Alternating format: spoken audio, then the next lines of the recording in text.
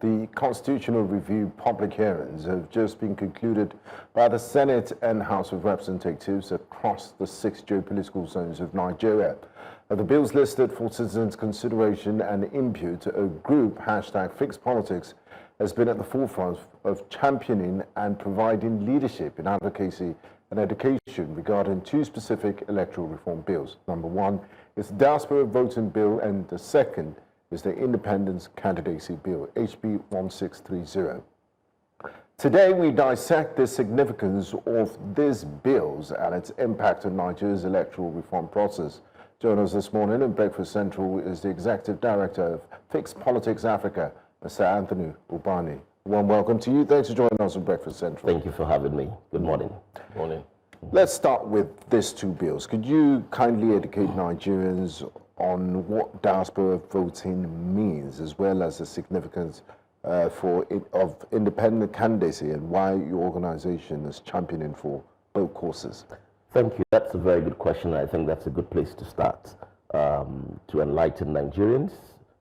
It's clear that majority of Nigerians at this point still do not understand why all of the advocacy for diaspora voting and independent voting. I know that we don't have more time, so I'll try to make it brief. But I think the best way to really put this in context is to steep it in historical frame.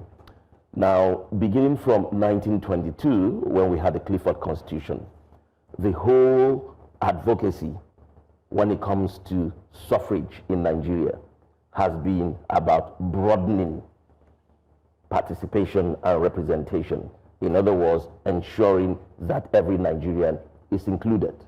And that is exactly the meaning of suffrage, ensuring that every citizen that is of age is able to vote.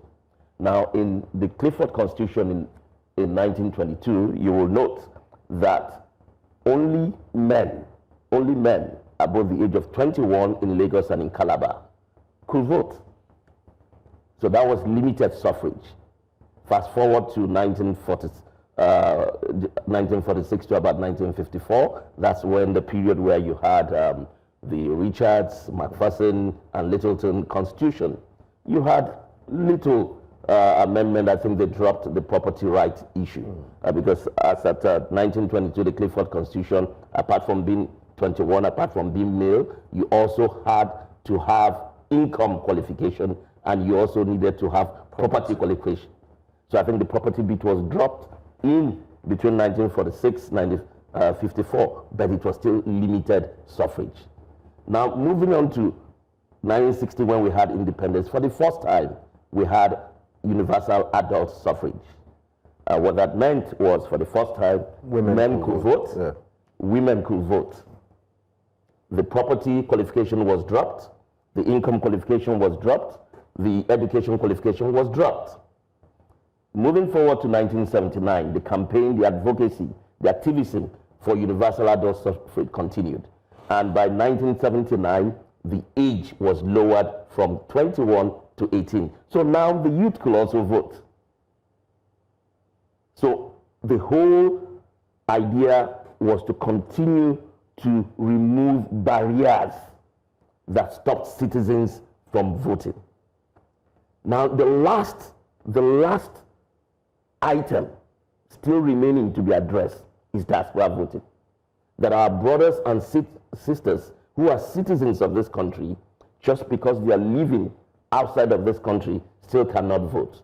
So that is the last issue that needs to be addressed for us to now say, indeed, we have adult universal suffrage. And the key is this: the question of voting, the question of suffrage, is not a matter of location. It's a matter of constitutional right. And that is why FixPolitics is at the forefront championing the cause to ensure that this right that has been denied citizens of this country is restored to them. The second part of my question, yes. Independent candidacy. Independent candidacy at this stage in our democracy is very important for several reasons. If you've been a keen watcher, even a casual observer of our politics in this country from 1999 to date, you will see the overarching influence of the political parties. Now, a situation where all kinds of values, cultural issues, moral issues, ethical issues, and other such issues are put in the way as booby traps that prevent different individuals, citizens that is, from participating effectively in presenting themselves as candidates. It's not acceptable. The Constitution makes very clear that sovereignty belongs to the people. Power should belong to the people, as it is. And so when you have political parties as gatekeepers in a democracy, what that means is that it becomes a barrier. And there should be no barrier. There should be no barrier that excludes or makes it difficult for citizens who are qualified, who are competent, who are willing to avail themselves and provide themselves, put themselves forward for service, to be denied. Therefore, independent candidacy at this time increases widens the political space, allows credible individuals who are willing to serve this country to present themselves. So if, for instance, you are not comfortable with the values of APC, you're not comfortable with the values of PDP, you're not comfortable with the values of SDP or Labour or whichever party, you have a choice. Democracy should increasingly offer citizens a choice. That is what makes it democracy. You have a choice to join party A or party B. You have a choice to say, look, none of these parties fully represent my values, my views, my platform, and therefore I want to run it alone. Okay. So there are concerns, basically. Yes. The concerns heaps around the fact that the Independent National Electoral Commission, INEC, one, has its head selected by the president. Right. Even though the Senate is trying its best to ensure that they could strip off that responsibility from the president.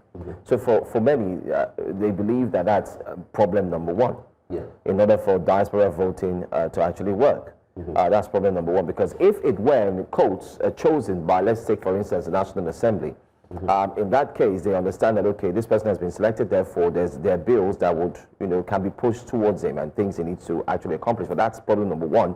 I'd like you to look into that. And then next, INEC seems to be already burdened in organizing and ensuring that Nigeria has seen in this geographical space, free and fair elections. We all agree that around the world there are electoral challenges, especially at the teething stage. But currently, as we speak, we've seen INEC struggling, even with the last local government chairman elections as well. We saw how it was. So, is it not okay that we first off solve the problems internally? Perfect the system. Perfect the system before we burden INEC with the Diaspora Voting Bill again?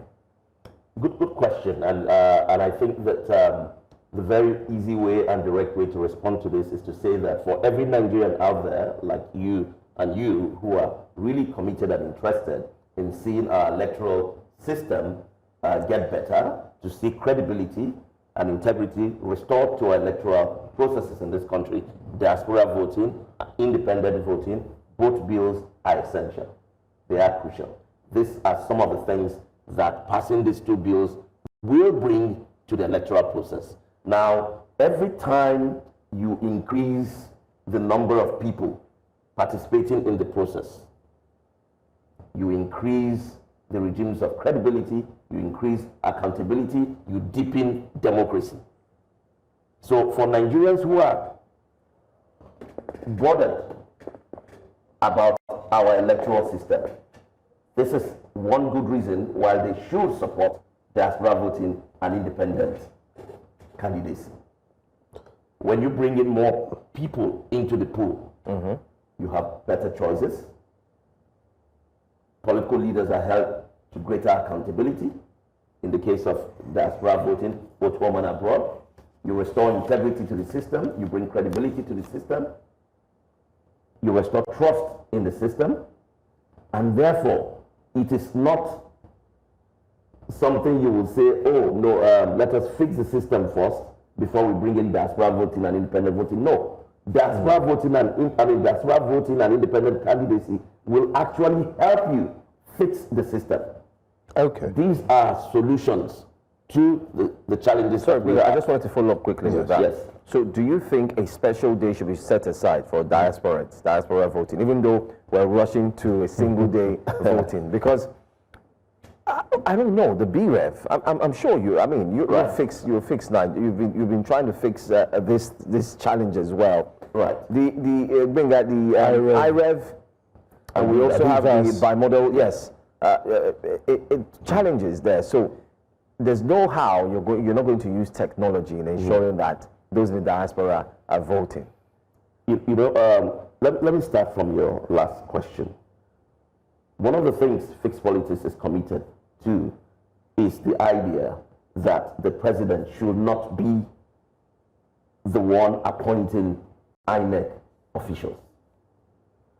But of course, we need to be pragmatic. That is not on the cards in terms of the bills that the National Assembly have put forward to be amended, even though we have a very strong position on that in terms of having a body that will be responsible for nominating members, and then the president will select from that pool. But that is besides the point.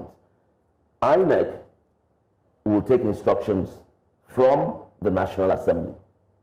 Now, when we talk about the challenges of executing diaspora votes and the independent candidacy, typically these are arguments you will hear from the political class.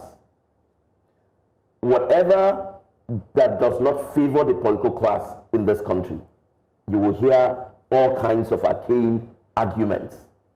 What are leaders elected to do? What are leaders elected to do? And leaders are elected to solve problems. They are elected to solve problems.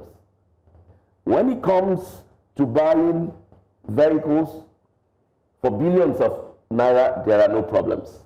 When it comes to refurbishing houses for billions of naira, there are no problems. When it comes to embezzling billions of funds, there are no problems. But when it comes to building good health care, good education systems, improving our electoral system, giving the right to vote, which is not a privilege, but a right to Nigerians living in diaspora, it becomes a challenge. We are not asking the National Assembly or INEC to reinvent the wheel. You have over 100 countries across the world already executing diaspora votes. So all they need to do is to see how this is done in other countries. The system. Look at the technology involved, the processes, and adopt and adapt what seems to be the best for a country like Nigeria. It's not rocket science. Thank you for highlighting the advantages and the reason why you're championing this course of diaspora voting and independent voting. You've also answered my colleague's question saying that trust, credibility, and integrity will be restored to the system if diaspora voting is allowed. Now, let's get to the nitty-gritty of it, the practicality of these bills you're proposing. As we speak, there are over 250 plus countries in the world. How are we going to, and I'm sure there are Nigerians in all these countries. What are the modalities for ensuring they vote? And we don't have diplomatic representation in all these countries. That's number one. Just to add, we don't have ambassadors at the moment till today. Yes, 3 years going. So that's one. The modalities of deploying. What countries would you choose, or are we expected to have diaspora votes in all the countries in the world, including Bhutan, Antarctica, and the votes? What regions will they be assigned to when they come in? And also, when will it be conducted? And then the second leg of my question is on the independence candidacy. As we speak, INEC is inundated with over 100 requests for political parties on its table, political parties, and they're scrutinizing it. They have a threshold for selecting and criteria for selecting political parties. If we have independent candidacy, everybody would, all individuals would go out. What would be the criteria for? Are we going to have ballot boxes with over 1,000 names during election day. How practical is that? Those are my two questions. So with regards to your first question, there are processes in this bill about the diaspora voting. The first challenge for us is to get the bill passed into law. Now, when the bill is passed into law, we imagine and we understand that the National Assembly will give instructions to INEC in terms of operationalizing the bill. Okay? Now, there are various methods through which this bill can be operationalized. All right? We have released a technical paper on this to speak to some of the ways that this can be operationalized. Now, we don't have ambassadors in our embassies now, like you mentioned, but that is a short-term situation. It's not going to be permanent. But the point is that we do have embassies in most of these countries, perhaps just a few that we don't have. So there are various ways. The responsibility of INEC is to now go out there and conduct a survey, conduct a research, and find out which of these various approaches that exist will be the best for Nigeria. Like I said, we are not reinventing the wheel. The wheel has been invented. You already complain about the cost of conducting elections. 350 billion? Yes, which is likely the cost of conducting elections. It's going to add to it. If it is 350 billion, it is 500 billion. We have the resources. We have 10 times, 100 times, 1,000,000 times the resources. You see, the question is this. We are either a constitutional democracy or we're not.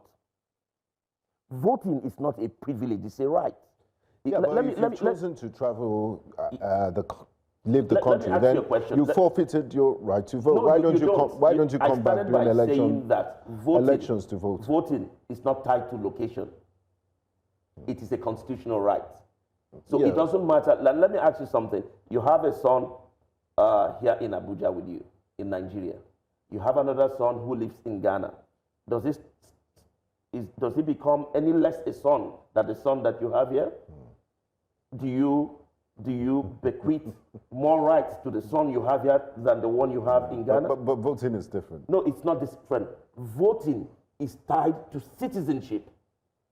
When you get up and you leave Nigeria and you cross over to Algeria, you don't stop being a citizen. Voting is tied to citizen, and it is a constitutional right in a democracy. It is not tied to location. It is tied to you being a citizen. And that is why you have over 100 democracies in the world today that ensure that their citizens have the right to vote in the diaspora. Now, when you send your security officials outside of the country for whatever reason, they shouldn't vote. You are the one that sent them on official duty. Voting is a right, it's a responsibility, it's a civic duty that every citizen should be allowed. So at this point in time, where are we in the constitutional review program? Is the National Assembly, are they accommodating towards this bill? I think they are accommodating. Are you making progress? And we must encourage and we must applaud members of the National Assembly for even futuring these bills. Do not forget that this is the first time in the entire history of this country that the Diaspora Voting Bill is crossing the threshold of second reading. It has never before gone beyond first reading. It's always thrown out in the entire history. So for the first time, we've seen it gone through first reading, gone through second reading, and it has now been brought, listed as part of the issues for citizens to discuss and debate in the public hearings that you referenced that's just taking place. And I'm very convinced that this bill is going to cross the finishing line. It's going to pass third reading. It's going to go back to the committee and go back to the states.